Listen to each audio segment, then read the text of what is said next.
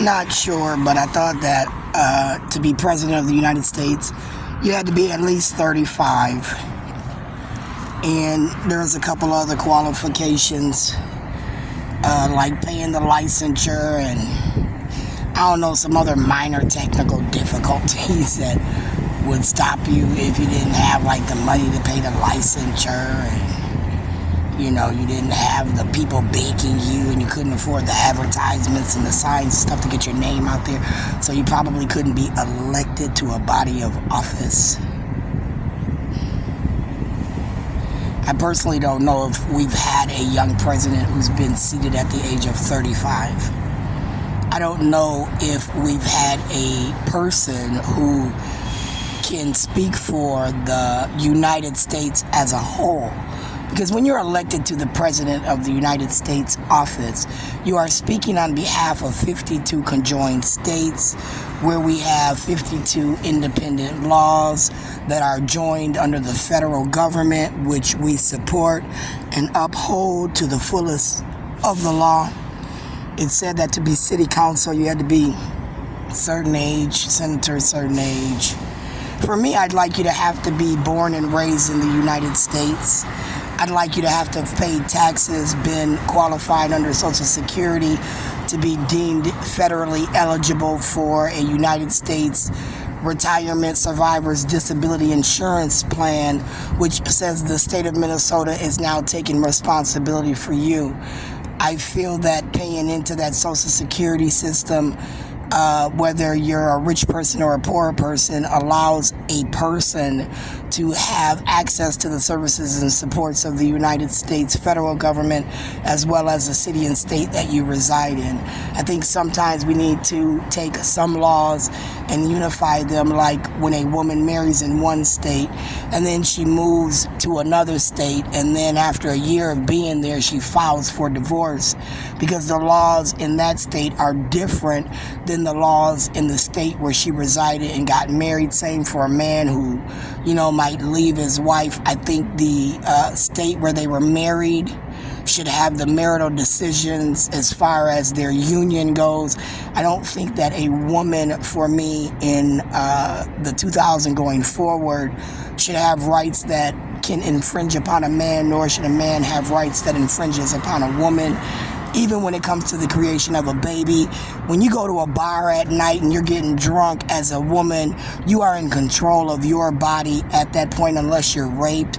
For me, that means you have to take responsibility for the egg that you can release, where a man can impregnate you, and then you have now tied him to an 18-year contract because you're pregnant, and then he wants to argue whether or not you do or do not have the right to have an abortion, when really you might not have wanted to be pregnant in the first place. It could be against your religion for birth control, which means you shouldn't even be having sex to begin with.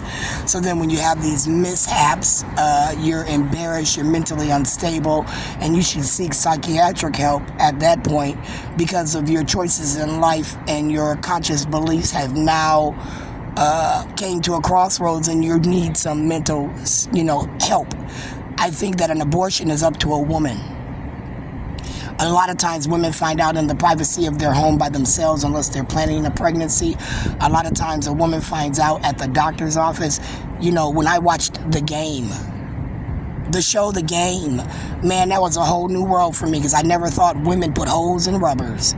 My entertainment men, my athletic men, all these men who got these big ass contracts, endorsements, it never dawned on me that you had petty ass bitches who was putting dots in rubbers to impregnate themselves, and now they've anchored you for 18 years to a baby. And for me, that's sad, because then the baby has to be the pawn in the game. And I don't think bringing children into the world is a game. These are little people. They don't ask for their parents. I keep saying that. They don't get to pick their parents. They don't get to pick the color of their skin. They don't get to pick their gender. These are just little bitty individual eggs and sperm that are impregnated, and then in 9 months they are born, and then we have these people that we raised with, at least human decency and kindness, right? Just because you don't like it don't mean I cannot like it. I don't like boiled eggs, but you might like boiled eggs. If you said, Sharon, cook some boiled eggs for Thanksgiving, bitch, I'm cooking motherfucking boiled eggs for you. Why? Because I love you. I don't eat the motherfuckers, but I'm going to cook some motherfucking boiled eggs because you asked me to, right? That's helping somebody in your family. Just because I don't like the boiled eggs, I'm not going to deny them boiled eggs. You see what I'm saying? Just because I don't want to wear all that bullshit these women wear, don't mean they should deny me this here and tell me the white man made me dress this way, because then I in turn can say a man made you dress that way, because a man under Allah is a man who you don't want to see, who for me has a gender of a man, who again has now told you to cover your body for specific reasons. And I'm not knocking him, because that is what he is to me, a man, which is a gender specific to a person, you know. So I'm not trying to hear that bullshit when it comes to my rights and infringing upon my rights. I don't like to be terrorized. I don't like to be stalked. You're not going to retrain me ever. All you've done is mentally hurt me. You've physically harmed me. You've tried to embarrass me. And like I said, even if there was a video out there right now of me sucking that young man's dick, again, I'm still trying to get more dick because I didn't get satisfied. Contract wasn't met. I can't stand when we have a contract and the shit ain't met. Do I want to go to the mall? Not really. I ain't got no money. Well, if you're paying for Uber, great. But, you know, again, I mean, this is a spur of the moment type of thing. And I'm with Vernay at this moment at the Cubs on Broadway, coincidentally, as you're calling me. Let's say that again. I'm at the Cubs on Broadway with Vernay Baker, as you coincidentally call me. And it gave me a bad vibe about Men in Black Silverback. It gave me a bad vibe about Linnell and his friends. It gave me a bad vibe about Andrea and maybe one of her little kids' boyfriends playing these games. I mean, I had all these anxiety attacks. And for me, in the honor of Dennis Maurer, Sharon, you're not always supposed to be defensive. You're not always supposed to think people are out to get you. But all the signs was there.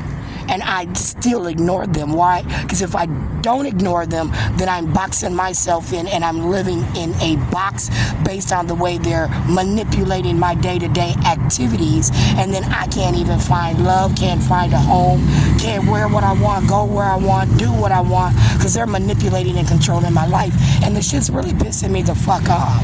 Really. This is 1800, I hope, in Seagram's Ginger Ale. Like I said, Vernay Baker. I said Kenny Ballstick. Terrell, I don't know his last name, but Larry Sumlin gave me a bad vibe about Derek and the halfway houses, and a video Keith Ellison, Bobby Joe Champion, Spike Moss, as well as Don Samuels that could have been put out there, which again, if it was TikTok, Instagram, you know, a black market under the Summit Academy where you thought you was doing me harm, you did do me harm if people around me are soliciting me, stalking me, and now I got to be in fear of my life because you've created an illegal video where Ilhan Omar thought she was manipulating me. Because see, again, I would like to get her. I would like to manipulate her and her children. I would like to treat her how she's treated me and my children. I would like to put her ass on motherfucking TV, TikTok, Instagram, motherfucking Facebook, and Twitter. I would like to put her in the Star and Tribune, front motherfucking page, first thing, Sunday motherfucking morning, standing on the corner talking about motherfucking extra, motherfucking read all about it.